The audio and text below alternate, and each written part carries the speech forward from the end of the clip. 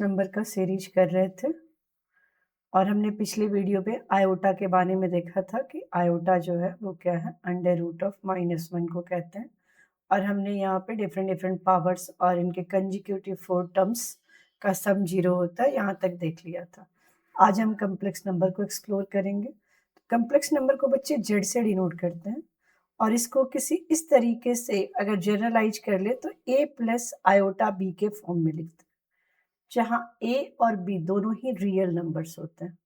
Iota हमने देख ही लिया है क्या होता है। जैसे मैंने z is equal to 3 plus 2 iota लिख दिया, तो यहाँ पे ना a का वैल्यू हो गया 3, जो कि कहलाता है real part of z। Means जो कम्प्लेक्स नंबर है उस कम्प्लेक्स नंबर का रियल पार्ट यहाँ पे हो गया 3, और जो कम्प्लेक्स नंबर है उसका इमेजिनरी पार्ट जो है वो हो गया 2। यहाँ पे अगर ऊपर वाले से कंपेयर कर ले तो b is equal to 2। Let एक दूसरा एग्जाम्पल ले लेते हैं। z is equal to -3 -5 iota. यहाँ बच्चे रियल पार्ट ऑफ z जो होगा वो -3 होगा और इमेजिनरी पार्ट ऑफ z जो होगा वो -5 होगा। तीसरा एग्जाम्पल ले लेते हैं। Let z is equal to 4। क्या ये भी कम्प्लेक्स नंबर है?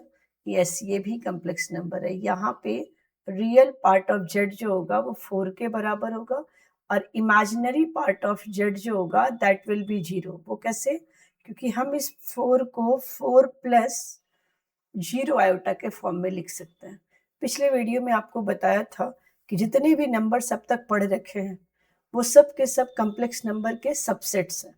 तो रियल नंबर भी लेट मान लीजिए कि मैंने ऐसा लिख दिया कि ma'am -√3/2।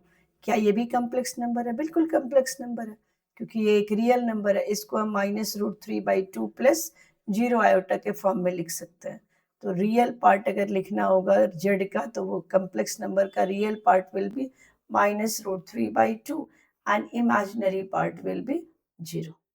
Sorry, imaginary part of z will be 0। Clear है?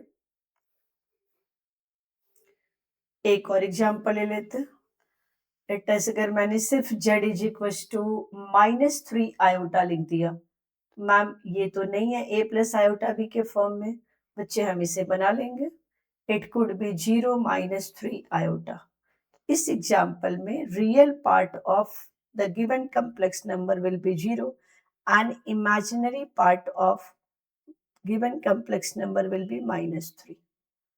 यहाँ से नेक्स्ट कॉन्सेप्ट पे चलते हैं। बात आती है कि अपना जो कम्प्लेक्स नंबर हम अब सीख चुके कि z is equal to a plus iota b के फॉर्म में है, जहाँ a एंड b दोनों ही रियल नंबर्स होंगे। इसके साथ हमने ये भी देख लिया कि इस कम्प्लेक्स नंबर का इसके साथ हमने ये भी देख लिया कि इस कम्प्लेक्स नंबर का real part will be a and imaginary part of z will B b। एक को रियल पार्ट बोलेंगे और जो आयोटा के साथ एसोसिएटेड होगा उसको इमेजिनरी पार्ट बोलेंगे। यहाँ से एक और टर्म पे हम फोकस करते हैं कि अगर कोई दिया हुआ कम्प्लेक्स नंबर है और इफ उसका रियल पार्ट 0 हुआ, then that number is then z is purely imaginary.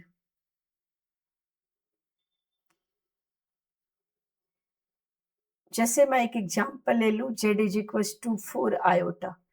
यहाँ पे रियल पार्ट 0 है, वो we could write like 0 plus 4 iota. Real part is 0, तो ये प्योरली इमेजिनरी नंबर कहलाएगा। इसी तरीके से कि अगर इसका इमेजिनरी पार्ट 0 है, देन हम बोलेंगे कि z इज प्योरली रियल। तो अगर कभी आपको कॉन्सेप्ट में ये दिया रहे कि the given complex number is purely real, then आपको समझ आना है कि अच्छा, इसका इमेजिनरी पार्ट को हम 0 से इक्वेट कर सकते हैं। और अगर कभी दिया हो कि it is purely imaginary, then हम उसके रियल पार्ट को 0 से इक्वेट कर सकते हैं। आगे हम एग्जाम्पल्स देखेंगे। जैसे z is equal to let 3 लिख दिया तो ये प्योरली रियल हो गया। मान लीजिए कि ऐसा एक क्वेश्चन आपके पास आ गया कि मेरे पास एक ऐसा क्वेश्चन आ गया 3x minus 2 plus 5y iota is a purely imaginary complex number. Imaginary complex number. Find x.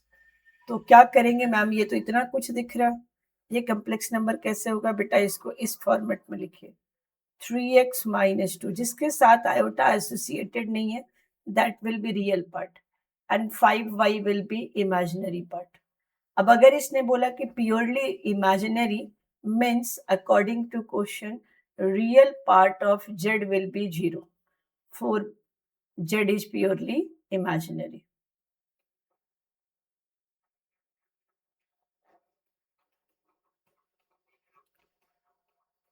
अब आप इक्वेट कर लीजिए 3x minus 2 equals to 0, x is equals to 2/3. इस तरीके से इस कॉन्सेप्ट को आप समझ सकते हैं.